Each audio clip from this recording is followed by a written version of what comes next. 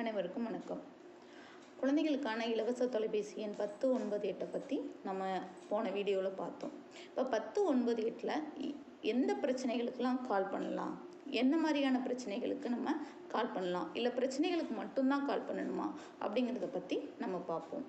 1098 என்பது முழுக்க குழந்தைகளுக்காக ஏற்படுத்தப்பட்ட ஒன்று.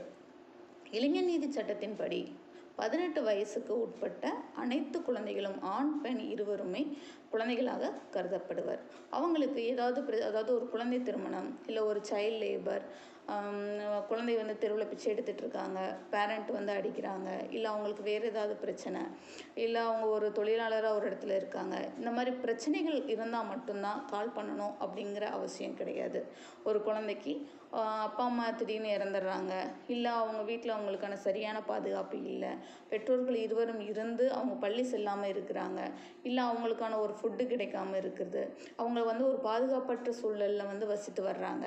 அப்படிங்கும்போது அது ஒரு பாதுகாப்பு பராமரிப்பு தேவைப்படுற குழந்தையாக கருதப்படும்.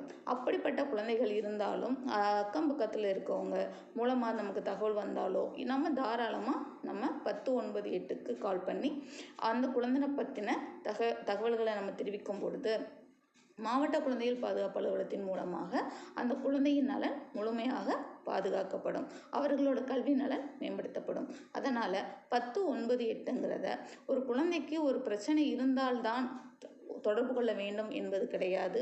ஒரு குழந்தைக்கு ஒரு தேவை, அடிப்படை உரிமைகளில் ஏதாவது ஒரு தேவை ஏற்படுகிறது, ஒரு தேவை அந்த குழந்தைக்கு உள்ளது அப்படின்னு நீங்கள் ஃபீல் பண்ணால் தாராளமாக 1098க்கு கால் பண்ணி அந்த குழந்தை பற்றின தகவல்களை மட்டும் முழுமையாக தெரிவித்தால் போதுமானது.